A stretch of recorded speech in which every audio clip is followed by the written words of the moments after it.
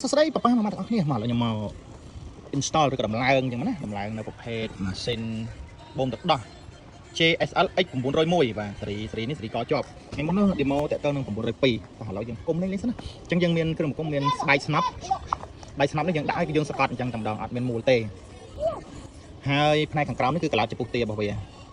បាទកាឡាចពុះទានេះយើងដាក់មកបាទអញ្ចឹងអានេះគឺបឺតគឺអាស្រ័យទៅលើចពុះទានេះចូលខ្យល់ដែរឬអត់អញ្ចឹងនេះយើងញុកវាសុបចឹងមករួចតមកទៀតក្បាលនេះគឺយើង free មកជាមួយមួយផុតណាក្បាលបដូរហ្នឹងហើយដបនេះគឺជាដបប្រភេទដប PP មានចំណុះ180 មីលីលីត្រឬក៏6លេខបាទហើយផ្នែកខាងដងស្នាប់នេះដាក់តបជាមួយនឹងទ្រូងនេះគឺគេ free ភ្ជាប់មកជាមួយនឹងតំណប់ស៊ីលីកូនបាទអញ្ចឹងអានេះយើងដាក់ជាប់មកចូលកលាក់មកយើងដាក់វាសុបណាបាទអញ្ចឹងយើងដាក់អញ្ចឹងណាអូខេចូលហើយអូខេស្អាតប៉ុណ្ណឹងតមកទៀតនេះយើងបើសិនជាយើងលាងសម្អាតទេយើងបិទវាចិត្តចេះបាទបិទវាចិត្តអញ្ចឹង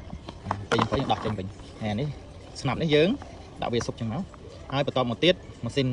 motor នេះ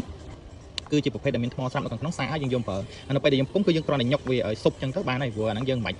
មានស្នែមានអីទេអញ្ចឹងអូខេអញ្ចឹងយើងមើលណាញ៉ាបងញ៉ាដកស្ដោអំនេះដាក់ឲ្យត្រឹមត្រូវមកបាទអញ្ចឹង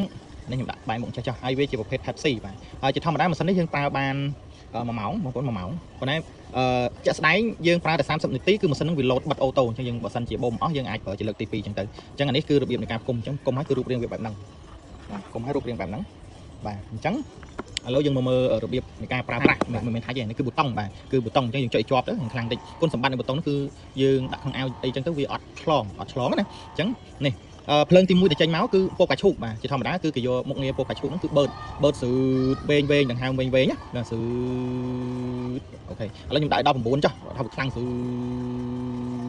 អូខេដង្ហើមវែងប៉ុណ្ណឹងចេះសអមនេះគឺផ្លាស់ប្ដូរមុខងារអញ្ចឹងចេញពណ៌បៃតងកម្លាំងយើងអាចដាក់9អញ្ចឹងឥឡូវខ្ញុំចុច19ចុះអានេះស៊ឺដែរប៉ុន្តែបឺតដែរប៉ុន្តែវាខ្លីជាងពូកាឈូកបន្តិចបាទពូកាឈូកនឹងវែងខ្លាំងមែនទែនអានេះស៊ឺបាទស៊ឺអូខេអញ្ចឹងតទៅទៀតយើងបដូរមកមុខងារក្រហមមុខងារអាភ្លើងក្រហមនេះគឺម៉ាសាគឺអ្វីដែលយើងទទួលបានពីអារម្មណ៍នៃការម៉ាសាហ្នឹងគឺស៊ឺបាទអញ្ចឹងអានឹងម៉ាសាហើយចុចបដូរមួយទៀតមកពណ៌ខៀវបាទខ្ញុំកម្លាំងឲ្យវាអស់ចេះមកណាបាទអានេះ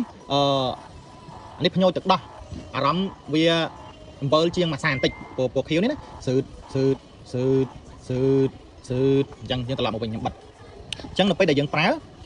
នៅពេលដែលយើងដាក់តជាមួយនឹងទ្រូងជាធម្មតាយើងយកមុខងារបពណ៌បៃតងហើយនឹងពណ៌ទឹកប៊ិចណា1នាទី2នាទីអញ្ចឹងទៅបន្ទាប់ពីដាក់ច្បាស់ដោះជាមួយទឹកក្តៅអ៊ុនដើម្បីឲ្យដោះឬក៏ទ្រូងម្ដាយបើកភ្នែកទឹកដោះយើងមក30នាទី2នាទីហើយចាំបដូរមកមុខងារពណ៌កាឈូកបាទអញ្ចឹងអានេះខ្ញុំឧទាហរណ៍ម្ដងទៀតប្រៀបម្ដងទៀតអញ្ចឹងមុខងារនេះយើងមក30បាទ1នាទីអញ្ចឹងទៅយើងបដូរមកមុខងារពណ៌កាឈូកនេះអញ្ចឹងមុខងារពណ៌កាឈូកនេះគឺបឺតបាទបឺតស៊ឺរហូតដល់អស់អញ្ចឹងទៅអាហ្នឹងបើសិនជាមួយម៉ាក់ដែលមិនដែលបានប្រើឬក៏មិនសូវយល់នេះគឺខ្ញុំបញ្ជាក់ឲ្យអញ្ចឹងបាទអរគុណ